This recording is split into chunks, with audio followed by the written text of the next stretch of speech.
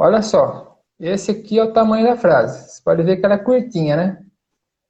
Então, essas frases curtas, elas são assim, a gente tem que ficar esperto com elas, do meu ponto de vista. Então, a gente tem aqui mais de uma tradução. Vamos lá, vamos fazer esse exercício. Na primeira diz: o homem virtuoso é fiel, né? O mestre diz.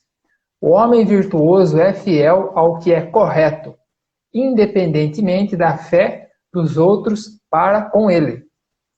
Outra tradução também para essa mesma frase. O mestre diz: o homem nobre é reto, mas não peca pela sinceridade cega. Vamos para mais uma. O mestre diz: o cavalheiro é devotado aos seus princípios, mas não é inflexível em pequenas questões.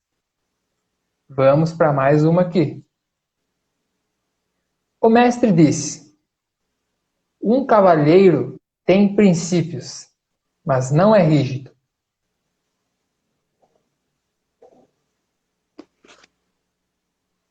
Bom, quando eu li essas frases para o mestre Sim, aí eu comentei assim, que eu fiquei um pouco perdida, porque cada livro traduz essa frase de uma forma diferente, né? Então eu perguntei para ele qual seria a tradução correta. A explicação dele foi a seguinte, né? Um homem nobre, quando faz o trabalho, ele é muito firme em relação ao princípio. Ele precisa ser firme em relação à credibilidade. Essa credibilidade que existe no homem nobre é devido ao fato de ele conseguir ser firme em relação a um princípio. Isso não significa simplesmente insistir em um tipo de credibilidade que não tem clareza em relação ao certo ou ao errado. Um homem nobre, quando vai fazer um trabalho, não fica pensando assim: ah, como fazer para estar certo ou como fazer para estar errado? Ele não tem esses pensamentos, ele simplesmente insiste em obedecer o princípio da justiça, da retidão. Nesta frase, ele não fala sobre o princípio da justiça, mas em outra frase dos Analetos, ele fala. O que ele quer dizer aqui é que o homem nobre não fica insistindo, ele não se firma em algo que ele não tenha clareza em relação a isso estar certo ou errado. A firmeza de um homem nobre consiste em ele ter clareza a respeito do certo e do errado. Se ele não tiver essa clareza, ele não irá insistir naquilo. O grande preceito dele é a justiça, o que é certo e o que é errado. Ele não vai ser insistente ou teimoso em relação a outras coisas.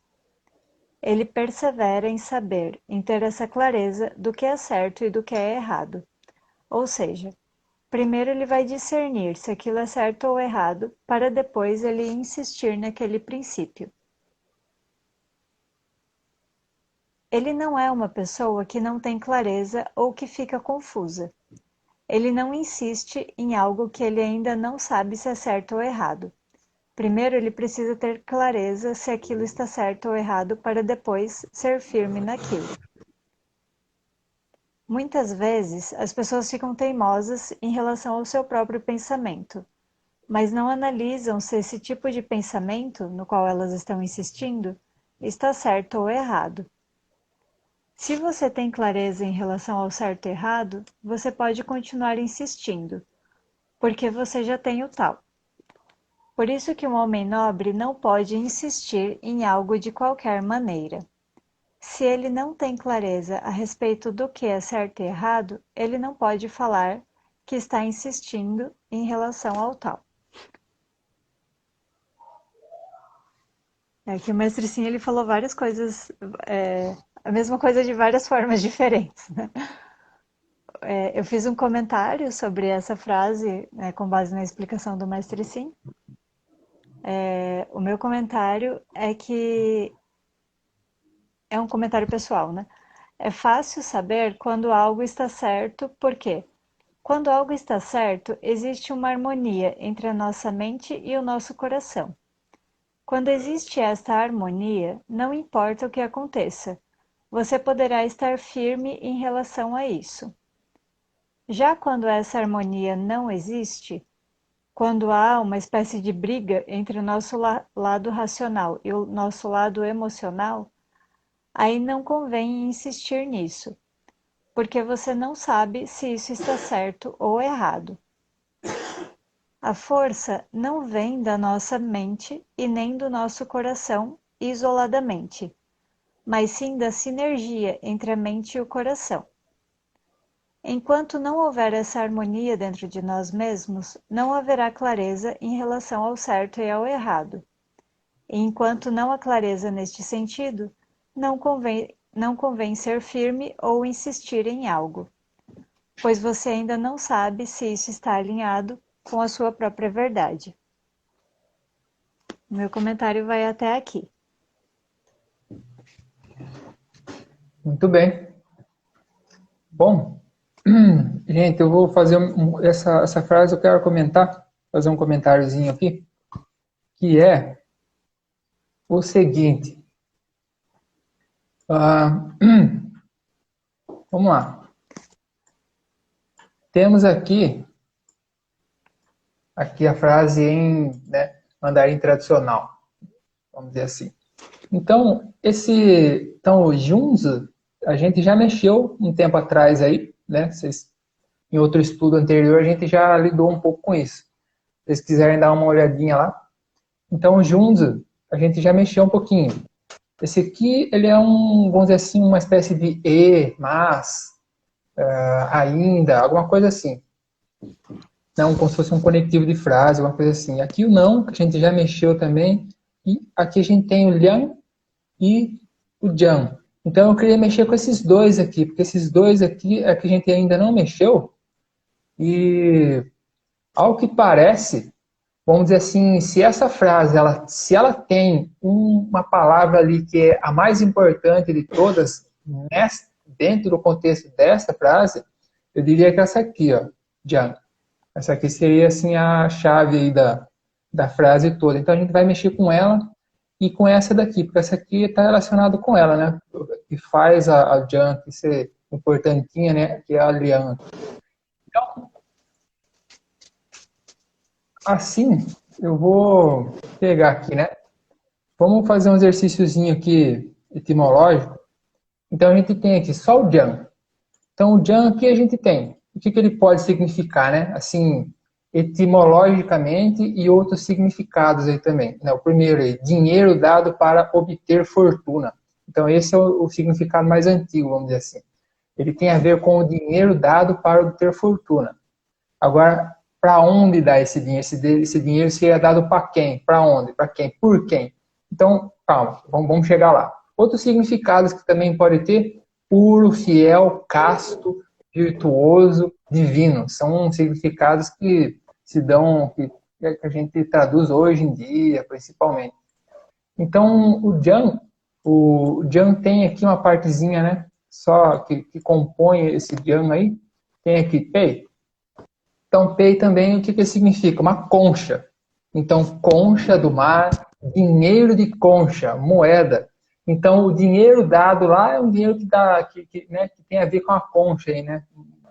Vamos dizer assim, uma forma aí de dinheiro.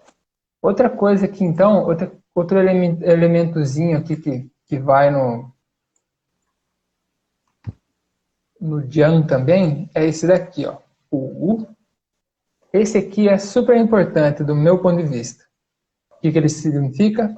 Pode significar, né? Rachaduras em cascos de tartaruga. Esse é o significado talvez mais antigo. Então, a gente traduz também hoje por vara, predizer, leitura da sorte.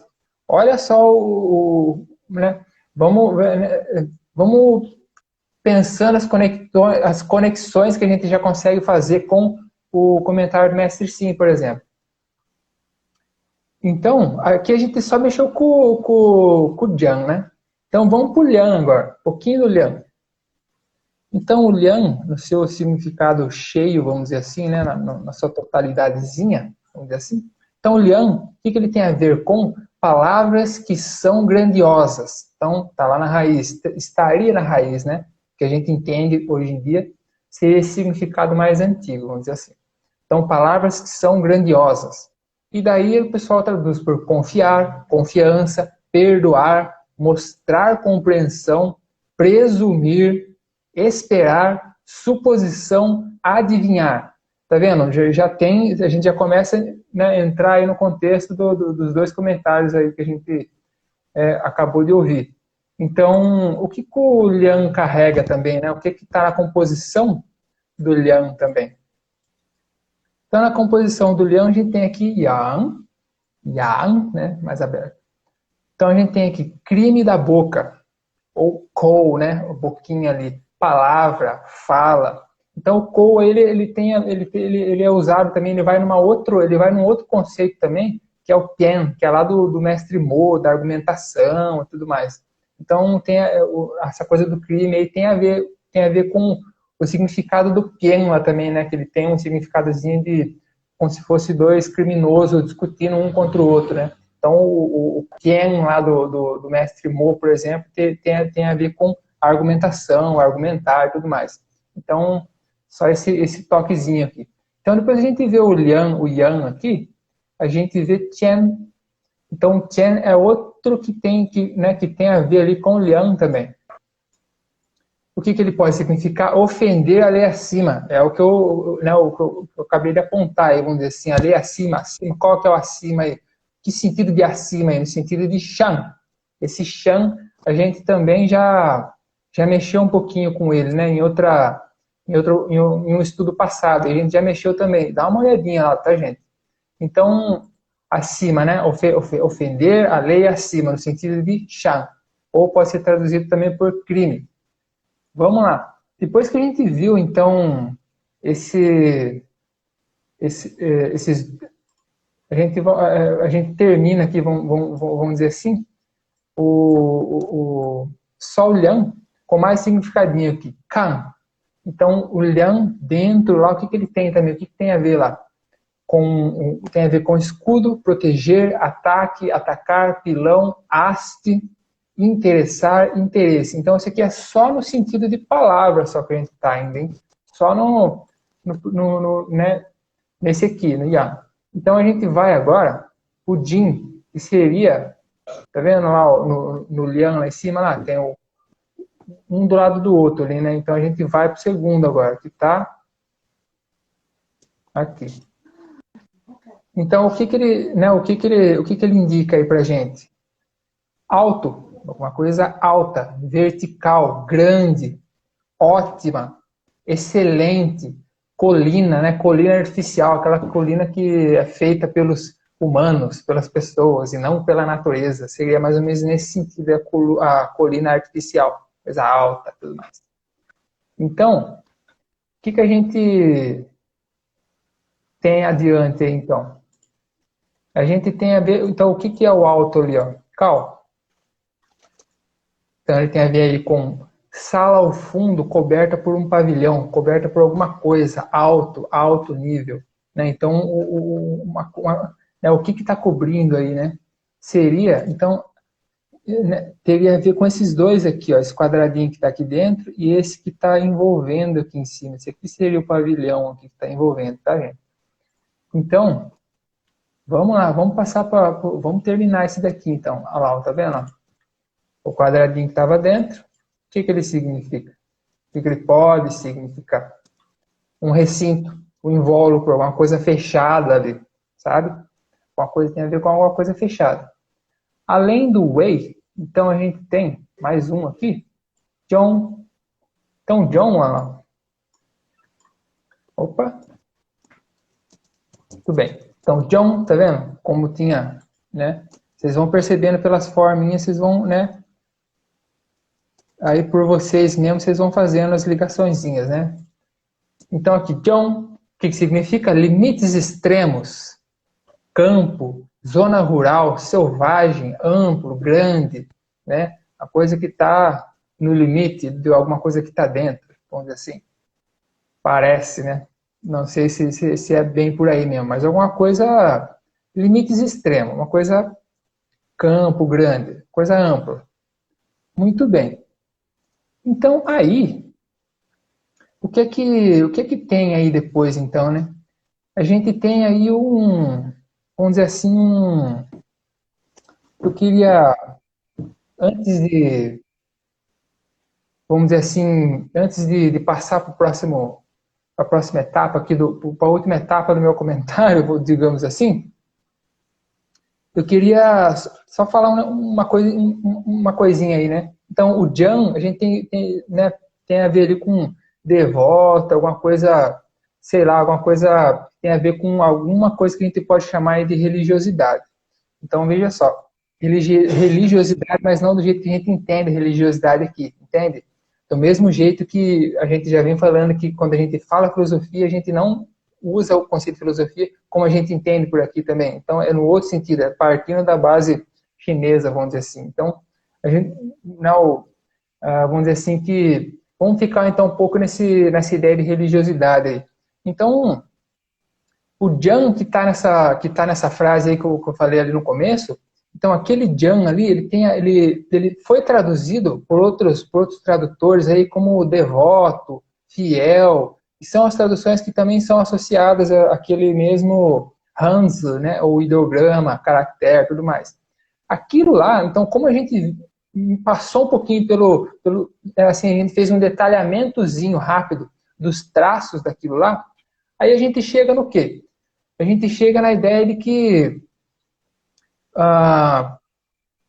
vamos dizer assim, que afastando, assim, voltando muito, muito tempo antes do Confúcio, ali tipo 2000 anos mais ou menos, então você tem, dali começa a aparecer, já vamos dizer assim, né, mais ou menos dali, a tal do que o pessoal chama, né, as carapaças de tartaruga. Vocês viram que isso está num dos Hans que a gente, no detalhamentozinho que a gente fez ali.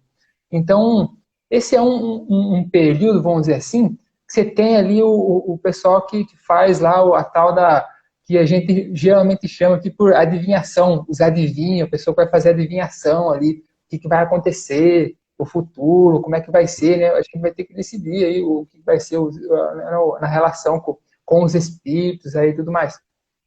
Só que nesse sentido aqui, a palavra adivinhação, vocês vão ver que ela é muito complicado usar essa palavra adivinhação. Porque assim, o pessoal, né, um processo muito longo, que o pessoal pegava, né, os cascos de tartaruga, omoplata de ovino, essas coisas, botava lá para esquentar, ou colocava alguma coisa muito quente lá, e aquilo lá tem as rachaduras, tudo lá. Fazia uma marcação, mas tem as rachaduras e tudo mais. Aí chegava a pessoa que ia interpretar aquele negócio ali. Então, interpretar em relação a um monte de coisa, tipo, a colheita vai ser boa? A colheita não vai ser boa. O rei tal vai se aliar ao estado tal. O rei tal não vai se aliar ao estado X lá e tudo mais. Então, nessa relação aí, então, essa pessoa que vai fazer esse serviço aí de adivinhação, né, que a gente vai perceber já que é complicado falar de adivinhação, então o que ela vai fazer? Ela não vai fazer pergunta para o espírito responder o que ela vai ter que fazer em relação à situação X ou Y.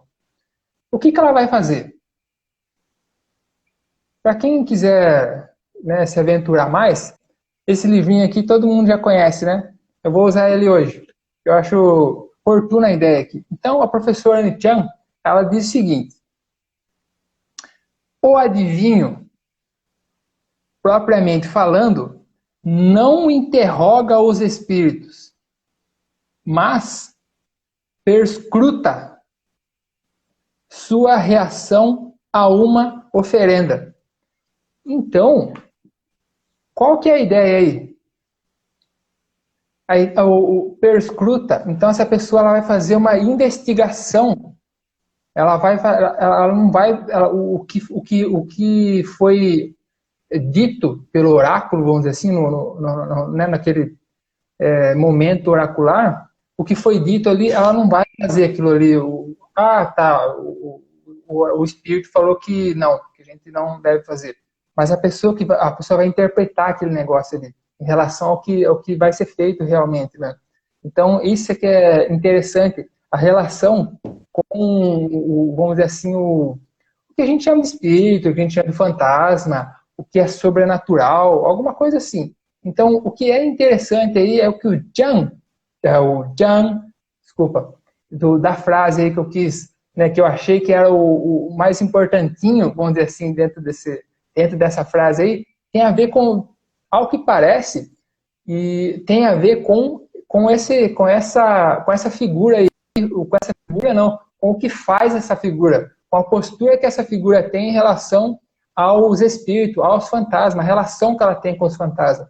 Então, se a gente pegar, por exemplo, em dicionários de chinês, que daí já complica um pouco o acesso da gente, mas se você pegar nas etimologias chinesas mesmo, você vai ver lá que o Jian, ele tem a ver com alguém que respeita os fantasmas e sabe pedir o que é bom e sabe pedir o que é ruim. Então, nesse sentido, a gente faz um diálogo aqui com a Anistiano também, você percebe que é um trabalho de investigação, de interpretação, de perscrutar o que está sendo mostrado, o que está sendo apresentado ali.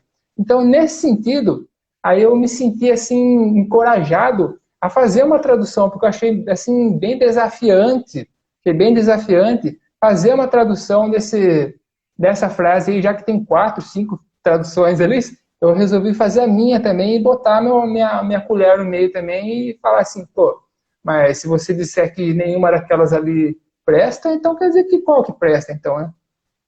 Só que antes de eu falar, de eu mostrar ali para vocês a minha tradução, eu queria só destacar uma tradução de um tradutor do século XIX, século XX, mais ou menos, que é o James Legge.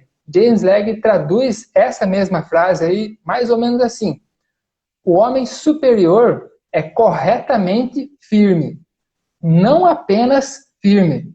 Olha, a tradução do Legge, que ela, né, eu acho que ela já ajuda um pouco a gente já. Penso que ajuda.